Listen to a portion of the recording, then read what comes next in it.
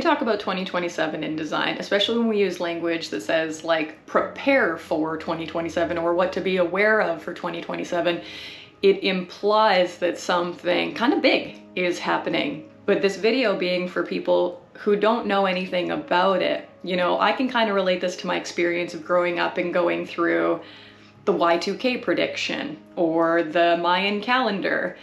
There are these points in time, and I think that because we don't know necessarily what is supposed to happen beyond that, I haven't traveled back from the future to let you know what post-2027 is like, but I'm gonna do my best job to introduce you to some words, some phrases, some concepts, and honestly, to get you curious. My goal is to get you curious to go look into the information for yourself.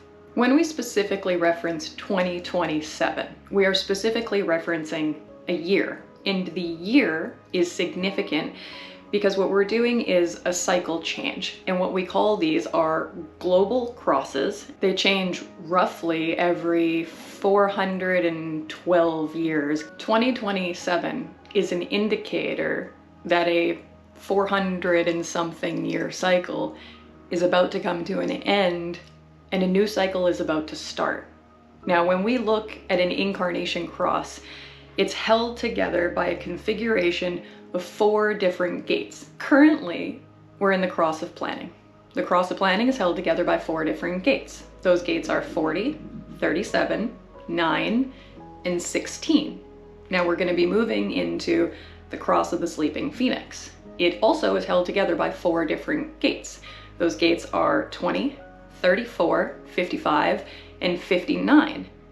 Now, one of the first things that can give you information about how this is going to change and what it's going to feel like when it changes is to look at the different gates that each cross is made out of, and do they make a channel? And if they make a channel, what kind of circuitry is it in? And what kind of keynote does that make us all kind of have to hear, have to listen to, have to be affected by? If you do that sequence that I just explained, what you will figure out is that the cross of planning that we're in right now makes the channel of community. The channel of community is in tribal circuitry. Tribal circuitry has a keynote of support. So the background frequency that has been programming us for the last 408-ish years is saying, support the tribe. Now, if you look at the kind of infrastructure that has been built around the world, you see a lot of tribal support. Now, when human design is using the word tribal, it's referring to a very specific type of circuitry. Circuitry options are individual, tribal, and collective. When I use those 3 words to explain it, I can very lightly go over this by saying the singular person, the family, and the community. Now, that's a very reductionist way to look at it, but it does help my use of the word tribal. What we saw the cross of planning do was build a lot of family support systems. Now, the thing that you're probably already feeling is that those family support systems are disintegrating, crumbling, breaking, burning, if you will. The cross that we're moving into, the cross of the sleeping phoenix, following the same sequence that I laid out earlier, 34, 20, 55, and 59. Of those gates, 2 of them, the 20 and the 34, those are going to make the channel of charisma. The channel of charisma lives in individual circuitry. That means that we have a keynote of empowerment. That means that the time we're headed into, the next 410-ish year cycle, is based on an individual frequency with a background of empowerment. What empowerment really means is, as I love myself and go my own way and do my own thing, I demonstrate that I am worthy of love, and in that I am this mutative role model where I demonstrate to somebody else that they are worthy of love. So there is this, you know, the individual vibe is very, very self-respectful. And because it is so self-respectful, when it encounters people who do not have a lot of self-respect, what they project onto it is that it's a very selfish way of being. But it's not selfish, it's self-respectful, it's self-loving. And that tells you a lot about the time that we're heading into. In absolutely the most simplistic way I can say this, in the next couple of years, we're gonna close the door on a point in time where familial support, where we could build, family-based communities, where we could build the family, procreation was a big part, fertility was a big part of what's going on.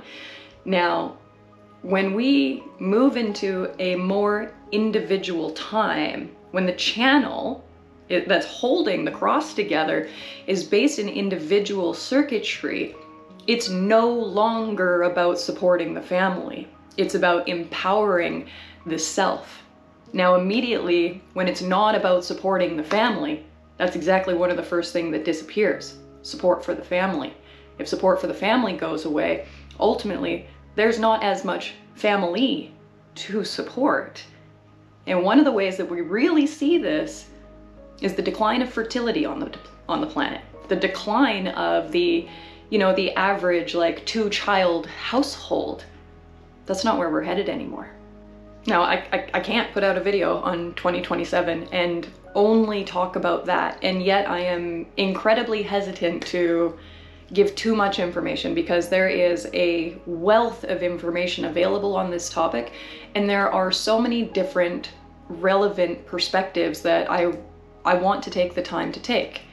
The way that I would like to end this video is by saying a couple phrases or concepts that are incredibly important, I think, in the awareness of 2027, but I'm not going to go over them today. In fact, as I said in the beginning, I want to inspire you to pursue some education on your own. I want to give you some things that I suggest you look up if you are wanting to find out more about this. 2027 is where you're going to start with keyword searches.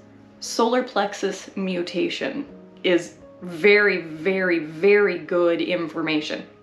You're going to understand why emotional intelligence is popular, is something people are becoming aware of, is relevant, because that's where we're at in our center development. As 9-centered beings, we are here to have communion with the other, and that requires us to have truth and confrontation, which really is our way of saying emotional intelligence. That's what the solar plexus is here for, and it is a central part of what is coming for 2027. Now I'm going to leave you with a little tidbit of double hitting individualism, because as much as we are moving into the cross of the sleeping phoenix, and it is held together by a channel with individual circuitry, the other aspect of this is that we retrograde through colors for motivation as like an additional thematic. The way that I explain this to Tracy, the way that I explain these things to my mom, is you're shopping in a store and it's the radio. And one day you realize they've started playing Christmas music. You don't even realize you're necessarily mindlessly beeping along, bumping along, booping along. I don't know what the word is. Moving along. Oh my goodness, Sam. Bopping along. You're bopping along the radio. The Christmas music comes on. The rhythm changes. The frequency changes. Right now, the background motivation is first color, which is fear motivation.